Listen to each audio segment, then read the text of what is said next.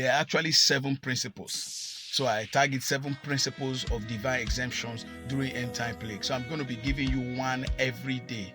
Now today, the principle we're going to get out today is coming from the book of Haggai chapter 2. Haggai chapter 2, let me read from verse 6. Verse 6 and 7, it says, "For thus said the Lord of hosts, yet once, it is a little while, and I will shake the heavens and the earth, and the sea and the dry land, and I will shake all nations, and the desire of all nations shall come, and I will fill this house with glory, said the Lord of hosts." Now, if you are attentive, you will look around us, look around what is happening on this earth right now. There is a shaking. The Bible says, "I will shake all nations." There is a shaking. Every nation is actually feeling a shaking now. America is shaking. China has been shook. Germany, Italy, Nigeria. Africa is not out of the equation.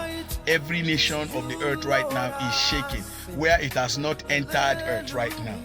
Many people have said it is God that is shaking it. Some people have said it's not God that is shaking it, but that's not what we're talking about. I'm interested in how to stay alive, how to stay safe. What do you do in the midst of this shaking? Now, I want you also to understand that God does not come down to do anything by himself. If God wants to achieve something, he will stir up somebody's heart. The Bible made us to understand that when the children of Israel were taken captive for more than 400 years in Egypt, the Bible said God stirred up, God hardened the heart of Pharaoh, and because God hardened the heart of Pharaoh, Pharaoh refused to let them go. And if you could ask me now, somebody would say, like the Bible actually said, God does not tempt any man with evil, but rather men from in certain ages, from time to time, move to make sure that the will of God or the prophecy or the word of God comes to pass. Maybe the devil do not know. Like when the Bible said that God sent Jesus to come to this earth to die for us. The Bible said if the prince of this world had known, he would have crucified the Lord of glory. It wasn't God that crucified Jesus. It was Satan, the devil, that crucified Jesus. Satan used the Pharisees, the Sadducees, the people of Israel to fulfill the plan of God. So now, away from all those theories, now let me show you something. The Bible said, the Bible verse we read in Haggai chapter 2 verse 6, there's something very remarkable. He said, "For thus said the Lord of hosts, yet a little while I will shake the heavens and the earth and the sea and the dry land." Now verse 7 says, "I will shake all nations, and the desires of all nations shall come." Did you see that? He said the desires of all nations shall come. So why is the shaking? Why is there shaking? It's because men are no longer desiring God. Men are running from God. Mankind are no longer going after God. People are no longer chasing God. So because the love of God and the love of many are waxing cold in the end time, from time to time, once in a while, there will be a shaking. And now, when there is a shaking, there is something that God is looking out for. God is looking out for the desires of men to return to him. Now, the first principle for divine exemption is you desiring God. Let your desire return to God. Let your desire return to God. If you want to be safe in this end time, if you want to be safe, you should desire God. And what does it mean to desire?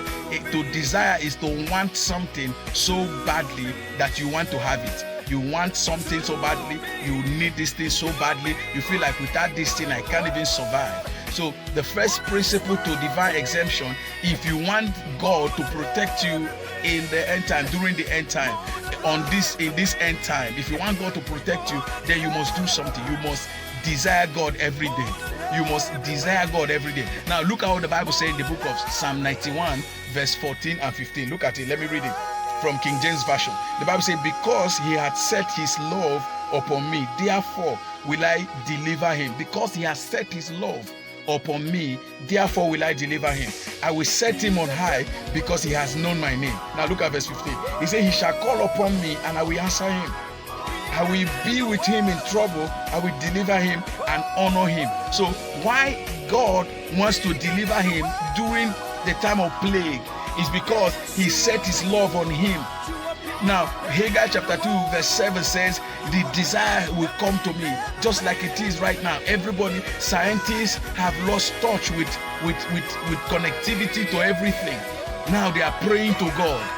Doctors are praying to God. Everybody's praying to God. If majority of the world begin to desire God, the plague will disappear.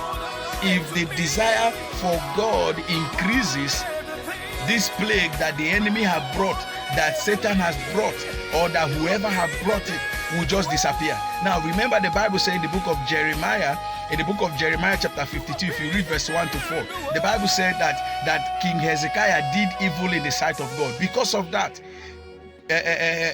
Nebuchadnezzar came and took him, besieged this place. As he besieged, he not buying, market were not selling, people had no food. There have been times like that. But what is it that you will do that will make God to differentiate you? What is it that you will do that will make God to bless you? What is it that you will do that will make God to keep you safe during end time plagues? One thing you must do is to desire God. Begin to desire God more than ever. Desire God more than you have ever done that before. If you had no desire for God, begin to desire God. And if there are people around you, begin to convince them to desire God. That is the way the plague goes out. That is the way it will just disappear. Remember in the Bible, when the Bible said that there was a snake in the book of Numbers, chapter 8, when snake was beating the people because the people sinned against God.